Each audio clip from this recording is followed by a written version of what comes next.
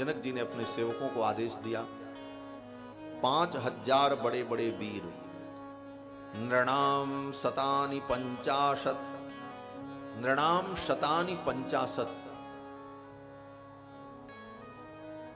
5000 बड़े बड़े वीर, व्यायतानाम महात्मना, छोटे मोटे नहीं, बड़े लंबे लंबे वीर जवान पुरुष 5000 लोग गए। और जिस पेटी में वो धनुष रखा था उस पेटी को किसी प्रकार खींच करके सभा के मध्य में लेकर के आए। जिस पेटी में वो धनुष रखा था, मंजूसाम अष्टचक्राम, उस मंजूसा में, उस पेटी में बड़े बड़े 8 चक्के लगे हुए थे, पहिया लगा हुआ।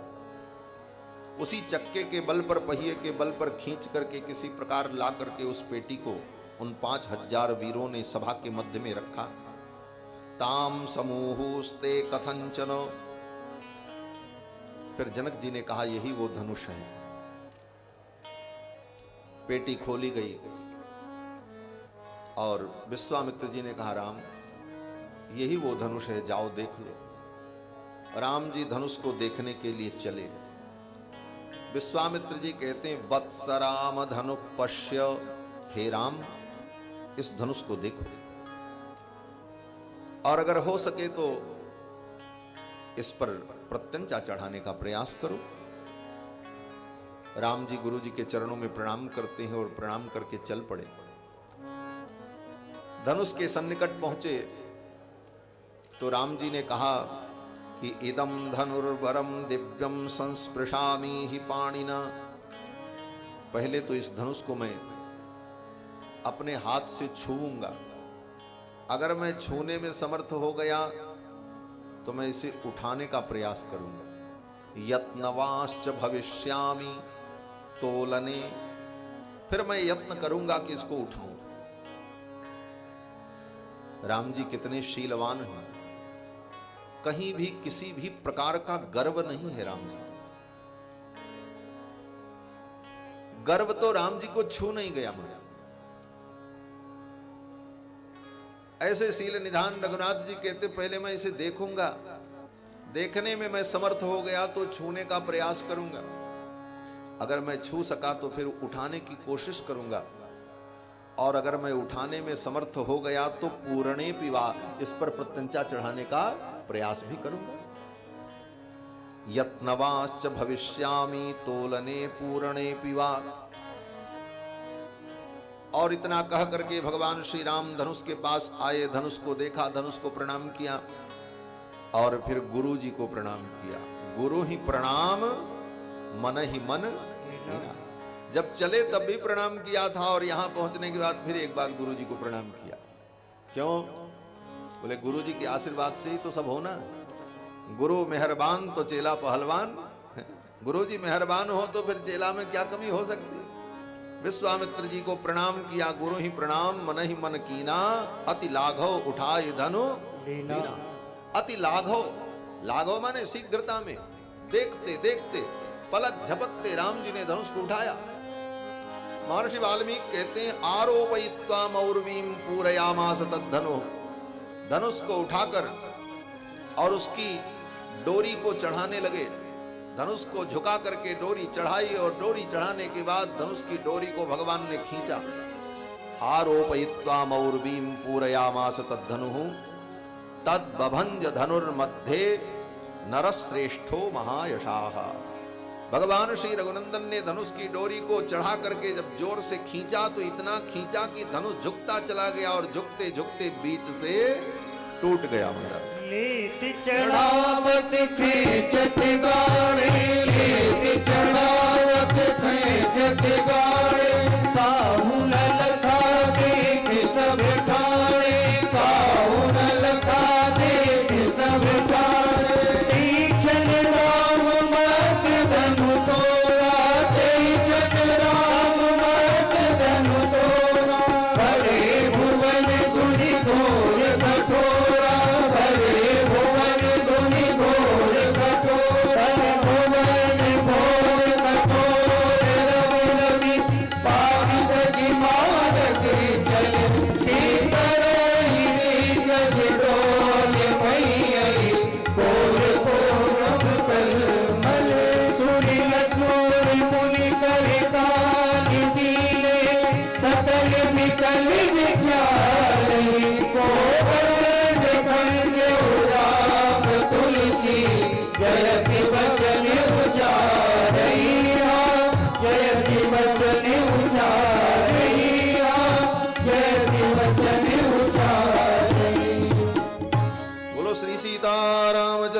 भगवान की जय। जय सीताराम।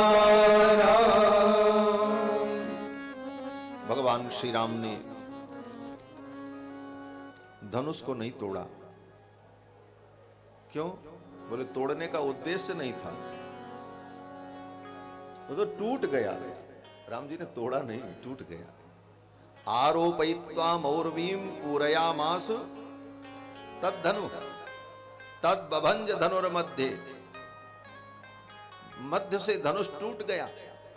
राम जी तोड़ना नहीं चाहते थे, लेकिन वो इतना ज्यादा राम जी ने खींच दिया कि धनुष टूट गया। इसीलिए तो लक्ष्मण जी कहते हैं परशुराम जी से कि राम जी ने धनुष नहीं तोड़ा। छुअत टूट रघुपति ही न दोषु। रघुपति का तो कोई दोष ही नहीं, ये तो छूते ही टूट गया। क्यों? बोले तोड़ने का कोई उद्देश्य नहीं था। जब धनुष टूटा तो ऐसी भयंकर ध्वनि हुई महाराज, दशों दिशाएं कांप गई। जितने लोग वहां खड़े थे सब धड़ाम धड़ाम नीचे गिर पड़े।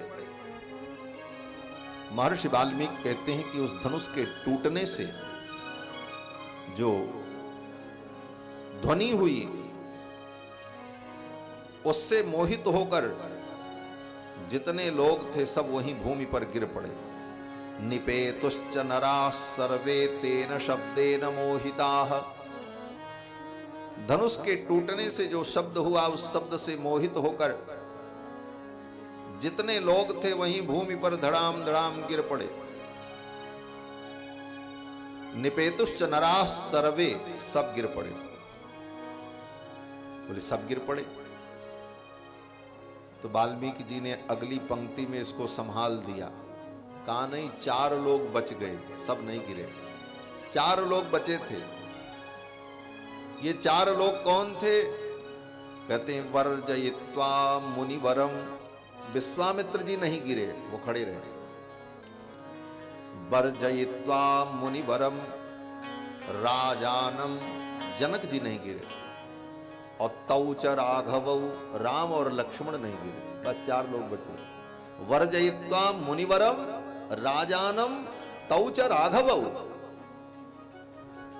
विश्वामित्र जी नहीं गिरे, जनक जी नहीं गिरे, राम लक्ष्मण नहीं गिरे। बाकी जितने लोग थे सब धराशायी हो गए महाराज, सब गिर गए। जनक जी के जो पुरोहित थे शतानंद जी, वो भी ढुनमुनी खा गए, वो भी गिर गए। लेकिन गिर करके जब सब उठे महाराज, हाथ झाड़ करके सब खड़े हो गए फटाफट तुरंत। अरे भाई क्या हुआ क्या हुआ? देखा धनुष टूट गया।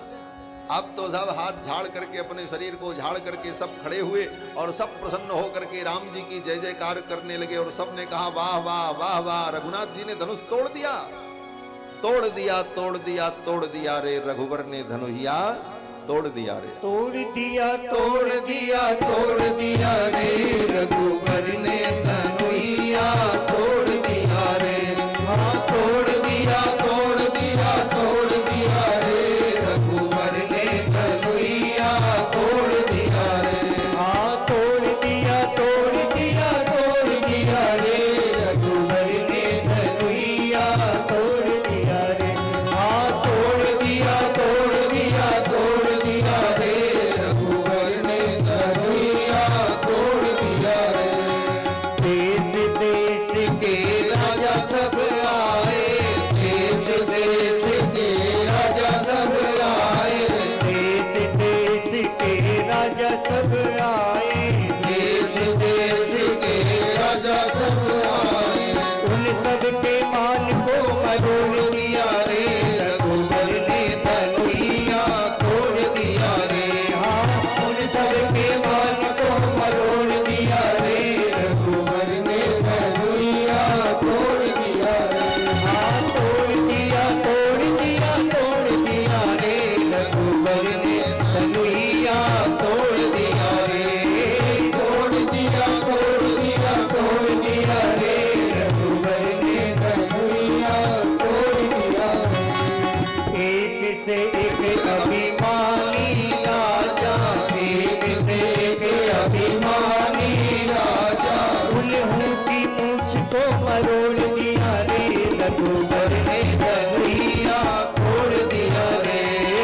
उल्लू की मूंछ को मरोड़ दिया रे,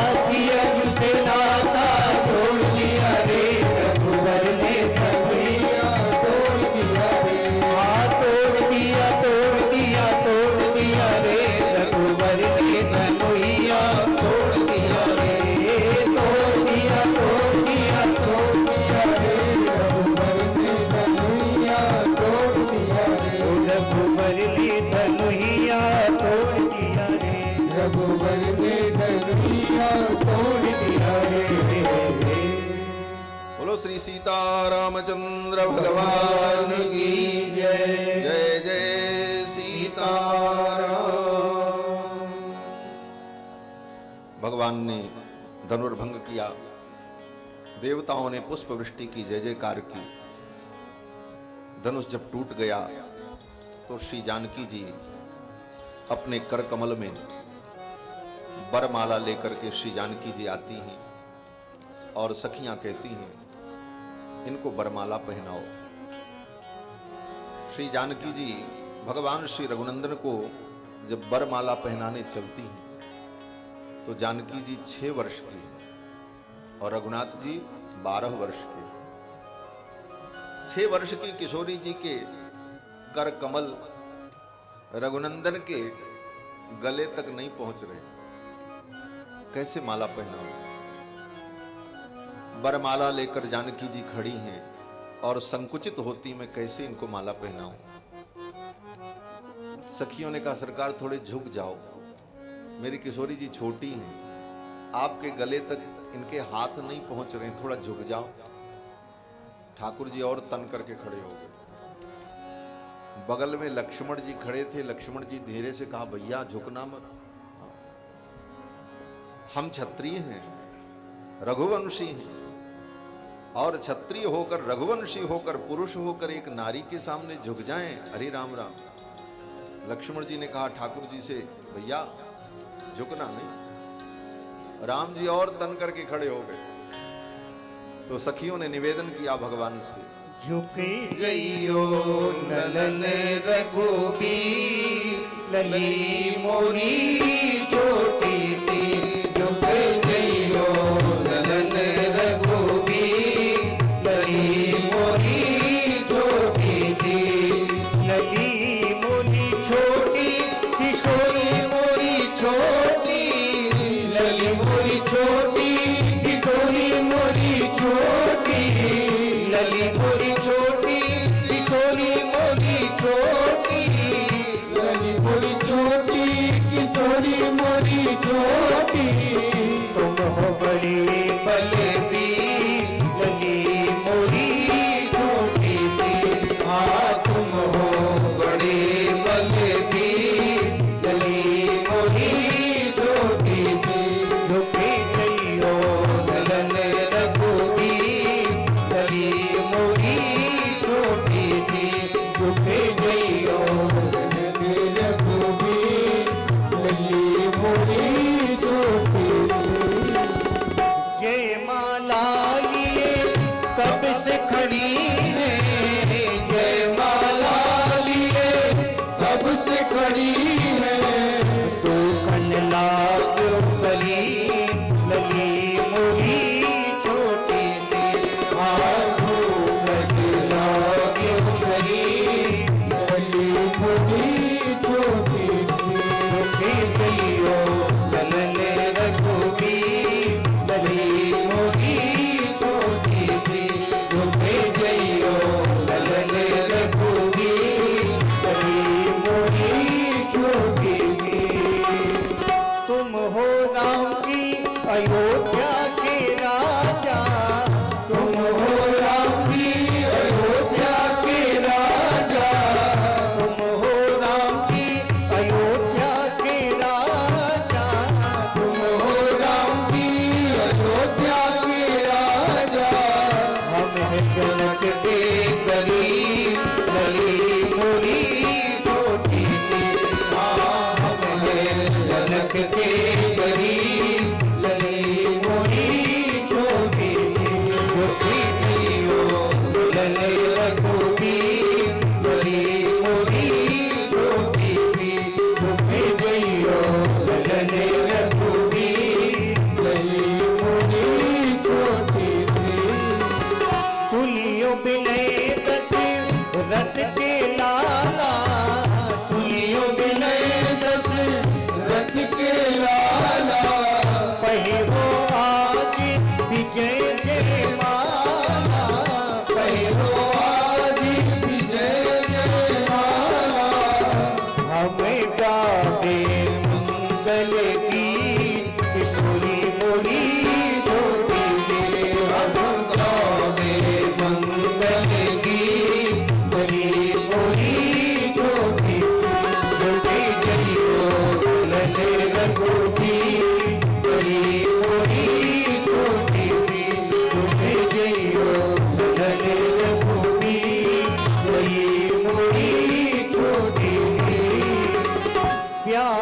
उछाल सुमंगल गावे, ब्याह उछाल सुमंगल गावे। नगर वासी लोग चले सुख पावे, नगर वासी लोग सुख पावे। युगल नयन बलिहार किशोरी मोरी छोटी सी, युगल नयन बलिहार किशोरी मोरी छोटी सी। झुकी गईयो नन रघुबीर मोरी मोरी छोटी सी, झुकी गईयो नन रघुबीर किशोरी मोरी छोटी सी। झुकी गईयो नन रघुबीर गली मोरी छोटी सी, झुकी गईयो नन रघुबीर गली मोरी छोटी सी। झुकी गईयो नन रघुबीर गली मोरी छोटी सी, झुकी गईयो नन रघुबीर गली मोरी छोटी सी। गली मोरी छोटी सी, गली मोरी छोटी सी। सखियों ने कहा सरकार झुक जाओ। ठाकुर जी नहीं झुके तो सखियों ने युक्ति लगाई। सखियां गीत गा रही थी और भगवान के स्वरूप का वर्णन करती हुई गीत गा रही थी। गोस्वामी जी महाराज कहते हैं, कावहि छवि अवलोक सहेली, कावहि छवि अवलोक सहेली। सिय जयमाली राम और बेली, सिय जयमाली राम और बेली। कावहि छवि अवलोक सहेली, कावहि छवि अवलोक सहेली। सखियां गीत गा रही थी और रटा रटाया गीत नहीं गा रही थी। जैसे आज विवाह में माताएं गाती हैं गीत, तो वही रटा रटाया गीत सबके ब्याह में बन्ना बन्नी का गीत। लेकिन यहां तो मिथिला की सखियां हैं महाराज, ये पंडिता हैं, कवियत्री हैं महाराज। तुरंत इनकी कविता बन रही है, भजन बन रहा, गीत बन रहा है, रटा रटाया नहीं। ये गोस्वामी जी की पंक्तियां बोल रही हैं, गा तो रही हैं सखियां, लेकिन कैसे गा रही हैं? बोले गावही छवि अवलोकी, जो उनकी छवि है ठाकुर जी की, उसी का वर्णन कर रही हैं। बना बनाया गीत नहीं गा रही, देख करके गा रही। इनकी आंख कैसी, इनकी नाक कैसी, इनका मुखमंडल कैसा। गावही छवि अवलोकी सहेली, और खूब वर्णन किया भगवान के स्वरूप का। ठाकुर जी और तन करके खड़े रहे, झुके नहीं। तो एक सखी ने कहा, सरकार आपका हमने वर्णन किया, आपके स्वरूप का हमने गान किया, तो आपको घमंड हो गया कि हम बड़े सुंदर हैं? अगर इस बात का आपको घमंड है कि आप बड़े सुंदर हो, निस्संदेह आप बड़े सुंदर हो, त्रिभुवन कमनीय हो, मैं मानती हूं। लेकिन मेरी किशोरी जी के सामने आप कुछ नहीं हो। सखियों ने कहा, मेरी किशोरी जी के सामने आप कुछ नहीं हो, ये घमंड आप मत करो। एक बार जरा अपना मुख तो देखो।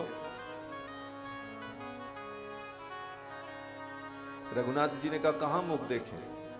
शीशा लेकर के नहीं आए थे अयोध्या से, लाए होते तो देख लेते। सखियों ने कहा, यह मिथिला नगर है, यहां शीशा की जरूरत नहीं है। हमारी जानकी जी की परछाई में अपना मुख देख लो। हमारे जानकी जी की परछाई में अपना मुख आप देख लो, और तब कहना कि आप कितने सुंदर हो। आप सुंदर हो, मैं मानती हूं, लेकिन जानकी जी के सामने आप कुछ नहीं। राम जी ने सोचा, गर्व करो रघुनंदन जनि अपने मन माहे। सखियां कहती हैं, आप गर्व मत करो, आपन रूप निहारो। आप अपने रूप को देखो, श्री जानकी जी की परछाई में देख लो एक बार जरा, तो पता चल जाएगा, आपका घमंड चूर हो जाएगा। ठाकुर जी ने सोचा, परछाई में भी रूप दिखता है, शीशा में रूप दिखता है, दर्पण में मुख दिखता है, तो मैंने सुना था परछाई में भी मुंह दिखता। मिथिला की सखियों ने कहा, यह जनकपुर है, यहाँ की सब बातें अद्भुत ही है, यहाँ परछाई में भी मुंह दिखता। ठाकुर जी ने सोचा जरा देखें भाई परछाई में कैसे मुंह दिखता। जानकी जी सामने खड़े थी, उनकी परछाई की ओर राम जी ने देखने की कोशिश की और ज्यों ही सिर झुकाया तब तक जानकी जी ने बरमाला डाल दी। गावई छवि अवलोक सहेली, गावई छवि अवलोक सहेली, सिय जयमाल राम उर्मिली, सिय जयमाल राम उर्मिली, गावई छवि अवलोक सहेली, गावई छवि अवलोक सहेली, तुरी अरु व्योम बाजने बाजे, तुरी अरु व्योम बाजने बाजे, खय खल मलिन साधु सब राजे, खल भय मलिन साधु सब राजे, सुर किन्नर नर नाग मुनीसा, सुर किन्नर नर